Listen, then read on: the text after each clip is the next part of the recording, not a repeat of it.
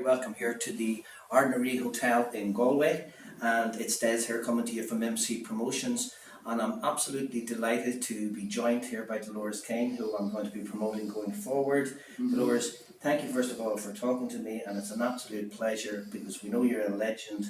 You're known all over the world. You've played all over the world, Thank you very much. and Yes. of course you're no stranger to coming across our TV screens for people sitting at home. So well done, and Yeah, I'm thank really you, looking Des. forward to it. The fact that we're going to have a Dolores Keane come back to her. Well, So, I'm delighted. tell us a little bit about I'm it. really looking forward to working with you. Thank you very much. I Yeah. appreciate that. Definitely, yeah. Well, I'm delighted myself because, as you know, I've had various medical issues, and people know about that anyway, I think. But I'm just delighted after so many years getting back on the road and doing what I can do best, I suppose. You're keeping know. you're keeping alive, Dolores. I was speaking to you earlier. Mhm. You're keeping it alive a very nice family tradition. You are known as the Queen of Folk, and there's no doubt about it. You, of course, you are. Mm. But you mentioned earlier when we were speaking about your music having coming from your aunt who got the music, and the story is incredible. Like, so you're keeping that leg alive, if you like, something to pass on to Oh, the Lord, youth yeah. of today. So Yeah. that was interesting. Maybe tell us just a little bit Yeah. about that. Well, God rest Kieran McMahon. He used to work for RTE, and he used to go around the country making his programs for radio. And he used to come to Cara, of course. Cara was the home place where my grandparents was and where I was brought up. Sure. And so there'd be everyone from the villages around and everything. There was a keg of Guinness brought in, and the music would go on till the dawn, until the birds started singing. And they'd be dancing out in the yard and all this. So music, I was brought up with it. I learned tunes. I could, if I heard the tune, like play it twice, I'd know it. You know. And we used to go to the flag Kyols as well. They were very big back in those days. And I went into the competitions and all this.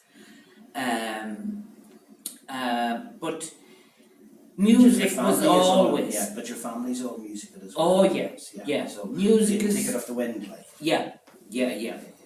And we all enjoyed it. And even when there was no one around, we say strangers or visitors or anything like that, God rest my Uncle Paddy, he was crippled with arthritis, but he loved to play the flute, and he that taught me how to play the whistle as a small child, where he would do the fingering and the whistle, Okay. and I do the blowing, so he taught me how to play. Okay. But that's just one little story. But Dolores, I have to about ask you, this sorry, I tour. have to ask you that. Yeah, absolutely, because I understand you've been to Japan, you've been to Hong Kong, you've been to China, you've been all over America. You have featured alongside the top musicians all over the world. Like, it's pretty incredible. But there's one thing that sticks out, I know from speaking to you, and that is you performed twice, not once but twice, in Carnegie Hall. Oh, that's And right. I mean, Yeah. you have a lovely little story. I would love you just to tell our audience. All right. Well, it's a lovely little story. It was a nerve-wracking time for me, in the sense of like seeing my name up in lights over Carnegie Hall, and I went outside to look when all the lights were lit up and all that, and I said, "Oh God, that's my name up there." If they saw me at home now, I couldn't think. But it was very, very exciting, but I was very nervous, of course. But I couldn't believe the size of the place, and I didn't recognise, even though that we were there earlier on and we did the sound check and all that, I didn't realise that the stage was that as big as it is. So when the Lord Mayor of New York introduced me on stage, I walked out and he shook hands and he gave me a kiss and a hug. And then he went in and the door closed behind me. And this was me standing. And this is Carnegie Hall. And there wasn't a movement. It was like people stopped breathing. And I thought, oh, why are they doing that? But anyway, I started walking and all I could hear was these clunk, clunk.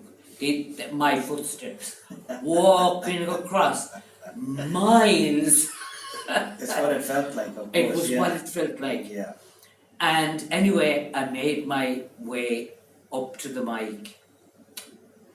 And to be honest, I kind of thought to myself, I said, all right, Dolly, what are you going to do now? You either do it or you don't. So you have to do it. So I just took a deep breath and I said, good evening. I'm here all the way from Galway and I'm in Carnegie Hall and I can't believe it. And they all stood up. Of course, there'd be a lot of Irish. And there was, yeah. oh God, it was incredible. Yeah. It was There incredible. would be a lot of Irish, I'm sure, that filled the hall that Yeah, night. yeah. And of course, the second time, wouldn't have been any easier, but okay, at least you had got over the initial shock. Absolutely, yeah. We're going to repeat that, Dolores. Hopefully, I mean, we'll be starting off the Irish tour, your comeback tour, but of course we'll be branching out, obviously, afterwards to look at the USA and Canada and other places. So, Yeah. I really appreciate you taking the time out today to talk to us. It's Oh, fantastic. it's my pleasure. So, and I really, as I said, as DesMc Promotions, I'm really looking forward to promoting you and making this tour a success, and I'll do everything in my power. Okay. Thank you very much. Thank you very much again. With the help so of God. that's it from us here in the Artery Hotel. Back to you in the studio.